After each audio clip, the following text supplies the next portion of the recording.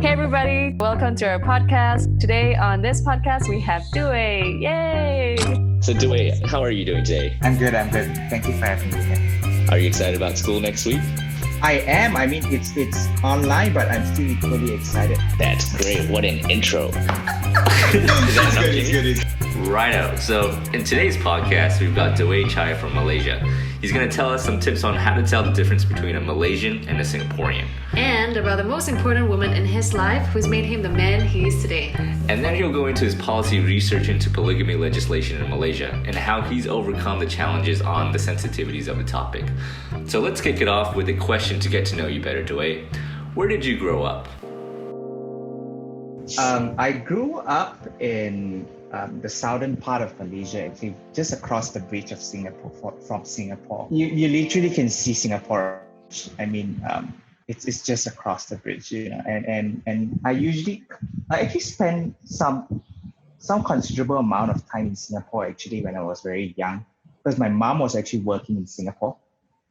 I would say first 6 years on and off in Singapore, and most of the time is actually in Hougang. Oh, Hougang. That's where my aunt stays. Yeah, so I was practically in Singapore, in and out of Singapore, for about 6 years. Yeah. Would you say that kind of living in Singapore on and off would have inspired you to come and live in Singapore like you do now, or is like Malaysia always calls you back home? I think what has helped is essentially, I mean, having that opportunity to be here in Singapore. I think just make things easier, you know. I mean, when you're traveling into Singapore, you're trying to adapt to Singapore lifestyle. Mm-hmm. I think it's a tad bit easier because you know how to get around, you know the MRT system, how it works, how people go about their day-to-day lifestyle here. Uh-huh. If you go to the wet market or if you go to the hawker center, it's pretty much the same. Mm-hmm. So I think for me that has been the case in terms of transitioning into Singapore. It's not so much of a culture shock compared to, I think, other classmates of ours coming to Singapore. Oh, I see. That's so interesting because to me, right, Malaysia is kind of like a very close cousin to Singapore, especially, you know, I don't really see the difference. So to think of the potential of a culture shock between Malaysians and Singaporeans is wow. It's a bit like wow. And I think I'd be interested to hear from you because you've been on both sides right now in Singapore for so long. How do you think the difference is between like the culture? What would you find interesting to know about the one thing I found interesting is that, I mean, Singaporeans can actually identify Malaysians once they speak Mandarin.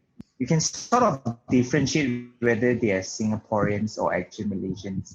Uh-huh. And actually, a lot of Singaporeans actually tells me that, you know, if you speak English only, we wouldn't be able to actually differentiate you. There's no way to know. Actually, Duwei, I wanted to get you to know a little bit more personally. And I mean, you know, often I see very much that you have a deep connection with your mom, because I don't have that level of connection, I wouldn't say, with my parents, and just genuinely want to know, what was your mom like? And, you know, does she also, is she the one that has inspired you to do what you do today? I would say, definitely. Most of the things that I'm doing today, it's really what she has taught me from young. And I think the connection with my mom is that of such because my mom's a single parent, and you know, my parents got divorced when I was 7 years old. So most of my childhood was practically spent with my mom, and then, you know, she was a working mom. She was trying to feed the family. I mean, it's just the two of us.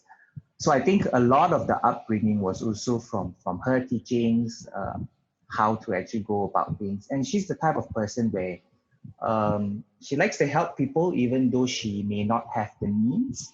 So I think many of the things that I do nowadays is really an inspiration from her per se. I remember when I was younger, because my mom was also not very well.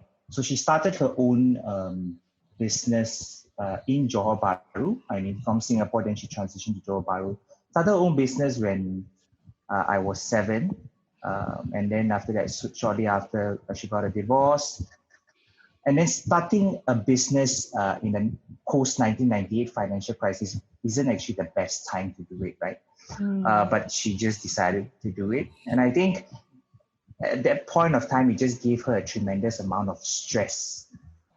And then she felt ill. And she had to always go to the doctors in Kuala Lumpur. So we will always have this monthly back and forth from Johor Bahru up to KL just for her monthly reviews and stuff like that. So I think definitely her had to a deep bond between me and I think that is sort of self-explanatory due to the circumstances.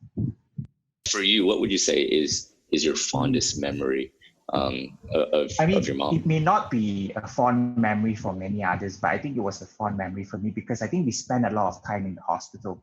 It's really the time spent in the hospital with my mom because every month we have this review in Kuala Lumpur, and at times she needs to be admitted for a long period of time. And I remember those were the period of time in primary school where I have to actually go on long absenteeism from school because I have to be by her side in the hospital. But, for many others, they'll be thinking, oh my God, hospital may not be the most fun place for you or the place that you would have fond memories with your parents because it must mean that they are actually not well or ill, right? But I think those were the times that I really got to spend with her. We got to do many things together, from buying food that she wants to eat, the things that she likes to watch. There's just many things that can happen in the hospital. It's just confined to a room if you think about it, right? But, those were times that I think you can actually feel that deep connection between you and your mom, at least for me. I think even until today, sometimes when I still meet the nurses or the doctors that were actually nursing my mom back then, they will always remember, oh, you were the kid, that you just had a mattress right beside your mom's bed, and then you were so you don't feel that it is a situation where it is depressing because it's in a hospital, but because it's with your mom at the end of the day, right? So you're constantly seeing her, you're constantly having this deep connection because I think for me is the time spent in the hospital because it's really just time being spent with her on a day-to-day basis. Yeah. So for me, that would be the fondest memory. Wow. It's so moving. Like I'm almost speechless. I think I've always been very impressed and very moved by how mature you are and how you carry yourself. And I think now hearing this story, it just really forms that background for me to understand, wow, thanks for sharing, Duwei. Thanks for sharing that, Duwei. I think it was certainly very moving, and I can tell you would have had a very deep bond with your mom. How old were you, when you were in the hospital with her? So practically when she was ill was the start of 1998. So that at the point of time I was just 7 years old. Yeah, so practically I grew up in the hospital, if I can put it that way. With her because she had to go for monthly reviews, right? So 7 years old until when she passed on, because going to hospital was sort of a staple for her condition, especially. Personally for me, I feel like when I look at you, Duwei, and the relationship with your mom, I think that's just very inspiring to see. So I do want to go into a bit more of a policy type of question. So Duwei, last year, you did a paper on polygamy and religion and what that meant in Malaysia. Can you just kind of give us a little bit of a synopsis? The thing is that in law school, I think what was sort of missing in law school at that point of time was really looking into sort of gender policies relating to polygamy. And I think what caught my attention was, of course, it is unconventional for a non-Muslim or ethnic Chinese to do actually a study on something that's very Muslim related or a very Malay ethnic-based practice, right? So I remember I was in this class and my lady professor was very encouraging to say that, why not? I mean, don't fall into that stigma that a non-Muslim cannot actually study policies relating to fellow Muslims, and I took up the challenge and I said, okay, I will look into this policy and see what are sort of flaws that's actually happening back in Malaysia. And then we realized that there were a lot of gaps, that it wasn't just an issue of polygamy, right? It was more of an issue of patriarchy. It was more of an issue where whether there was actually an equal dynamics between the male gender and the female gender at the end of the day. So I think when we look at policies relating to polygamy, it wasn't really questioning whether polygamy is actually a good practice or not. I think it was given that polygamy is a practice in the Muslim faith, and we are not challenging that practice. But what we're saying is that laws formulated around this practice must sort of be balanced, right?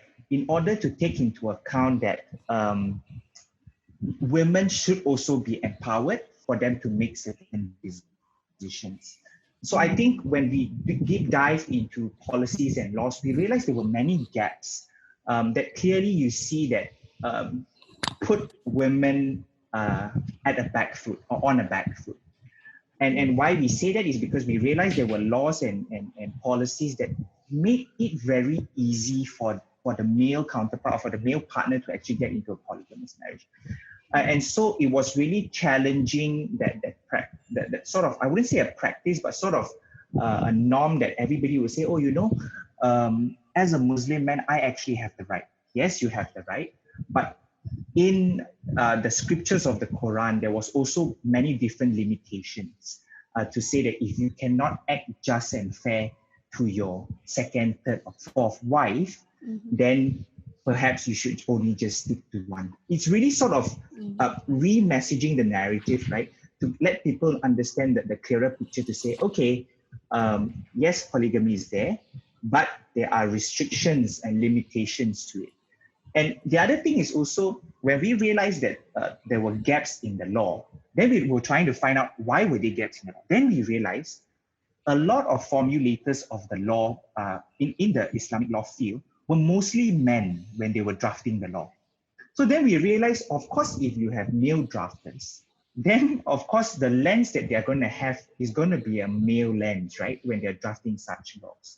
And therefore, we then advocated to say, perhaps when there is a drafting of such law, women stakeholders, women rights groups should then be actually engaged in the drafting of such laws. So then you have a different perspective when you're coming out with a law. Yes, polygamy is a practice, but it has to be practiced sort of responsibly, because if not, then there will be many social problems that will then fall from. For me, that's such an important point that you said there, that a lot of these policies and regulations were written by men who probably have no idea as to how it actually works from that perspective. And I remember having this conversation with Ananta a couple of months ago. And one of the frustrations that she had, she worked for a research institute that was looking at, I think, the use of contraceptives. And one thing that she shared with me was around how it seems to be such an easy solution where you just hand out condoms and contraceptives in the sex industry for women to use. And then that will solve the STD problem, the unsafe sex practice problem, and all these kind of things. But that proposing that solution completely overlooks the initial issue of men who engage with sex workers, they don't want to use condoms. So what makes you think that handing out condoms is going to work, right? Because you haven't failed to understand the issue at heart. It's not that they aren't using contraceptives, it's that there is a culture of not wanting to use these. I think that is a problem, right? Can you imagine if the drafters of these policies or regulations are practice of polygamous marriages themselves, right? They wouldn't be drafting a law to say that, would be putting them at a disadvantage. So I think these are sort of subtle considerations that we have to take into account when we are looking at such issues. And I think it's very important to actually look at it from that viewpoint as well. I have a question, but I feel like it's not a good question. But I'm going to ask anyway. Go ahead. When you did your research, right, on the polygamy issue, I think I've heard that point before, and I think it's a very good point, which is that, in the Quran, it does say that you have to be able to support your subsequent wives, so as one of the ways to justify having them. Okay, so the first question is, how many men actually do have more than one wife? What do you think the percentage is? You don't have to give a perfect number, just like a ballpark number. I'm just curious. And the second question is, of these men, right, that of these marriages that do end up having more than one wife, what do you think the outcomes are, or what are the common problems that they run into that disadvantage the woman, I think, for example? just dealing with your first question, when you ask what is the actual percentage of take-ups for polygamous marriage, the worrying thing is this, right? We are unable to actually give you a ballpark figure because a lot of these marriages actually falls under the radar. So that is the worrying part. We don't know how many men I see is actually contracted into polygamy, because the only reason is because these people can actually contract these marriages out of Malaysia. Whether they register back home later on in Malaysia is another question, right? But the fact is that they can actually go to Southern Thailand to sort of get this marriage solemnized. Right. Whether they get registered later on, we don't know. But then the solemnization actually, based on the Islamic law principles, actually happens. So for them, it's sort of a union, just that it's not registered in the eyes of the law in Malaysia. So this, I think, is the problem that, there are these gaps that men can actually circumvent. To the second question, is just what are sort of problems that will entail from a polygamous marriage, right? There's just many things that can happen. There could be a situation where I think the biggest one is actually financial issues, right? Where the man is actually unable to actually provide fairly for different wives. The other thing is sometimes because they are unable to provide, then there will be issues of domestic violence. When all this happens, the big question is that what is actually the practice of polygamy for? The intention was because if you can actually provide for another woman, and you feel that you can actually act fairly for another woman, then perhaps you can go for it. But if you are just going for a second or third wife because you want to satisfy your needs, for instance, right? Then perhaps the intent is then wrong. The intent is then not so accurate based on the Quran then. Right. So I think that there are many social issues that will come. And if you see studies conducted, I think children in these families as well would feel that, I don't always see my dad. For children, then that means also I only see my dad for 2 days of the week. So I think these are sort of issues that will arise. I'm not saying that all polygamous marriage would actually be so, but there is this tendency that these things could actually happen. So if you do not have the financial means, and you know that you are unable to actually commit to it, then best to not go for it. But of course, as I said, there are many other things that we have to take into account, like things like polygamous marriages going under the radar. How do you then calculate? How do you then assess? Those are big problems that I think is just very hard to quantify. I do have one question, because you talked about this being a Muslim issue, right? Or rather, a very focus on the Muslim culture, and you're an ethnic Chinese that is not of Muslim background. Did you ever quite feel out of place, kind of doing this research, or that kind of feeling of I don't have a right to comment on this, and how do you tackle that? I think for me, when I started off, I think I had the support of academics and also experts in the field, and I think what was encouraging was that they were saying that it's good that a male is actually conducting this research. A man is actually conducting this research, be it whether you're ethnic Chinese or not, right? Because then it's not a situation where women are the ones advocating for their own rights, but you have a male counterpart that's actually also advocating for what is right for them. So I think they were supportive, and when I went in, there were many things to pick up. So for instance, they would have sort of this feeling where, are you actually questioning the practice itself? But we were very clear in terms of the narrative is that we're not questioning the practice that was given down in the Quran, right? The Holy Scripture is not being questioned, but really the practice in reality is what we are looking at. So if you draw that distinction, then they realize that, oh, that's fine, because you are not then questioning what is given to us in the Quran, but really what is being practiced in reality. And if you do a fact check on the reality, you realize that a lot of practice is actually being abused. So when I was able to actually draw that distinction during my research, being fluent in Malay also helped, because when I speak to stakeholders who are just very Malay-based or ethnic Malay-based, they felt sort of comfortable in opening up in terms of, okay, these are sort of issues that we're looking at, and I understand where you're coming from. So I don't think my ethnicity was such a problem.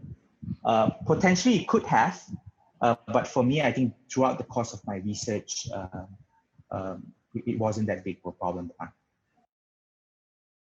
How many languages do you speak? Because I've heard you speak Bahasa impeccably when we were in Dubai together. I've heard you speak Mandarin really well, and obviously you're conducting this interview in English. What other language do you speak, and how did you learn? I speak Cantonese as well. I mean, they're just different dialects, right? I speak Cantonese because in my family we do speak Cantonese as well. I speak a little bit of Hokkien, which is another dialect, and I also speak a little bit. I used to be better at it. Tamil language, which is essentially the ethnic Indian, southern ethnic Indian language that they speak. So that's why I can converse a bit with Hari and Ash. When my babysitter was an Indian lady when I was young. I think that then allowed me to have that ability to actually converse minimally, I would say, in the Tamil language. Wow, you're built for ASEAN work. Yeah, let's see what happens after school ends next year. Thanks so much for joining us today, Duwei. It's been such a great pleasure. For all our listeners today, you can look forward to our next podcast on Policy Streams, where we talk to Pooja Jain and Hari Krishna about where technology fits into the education system. See you next time.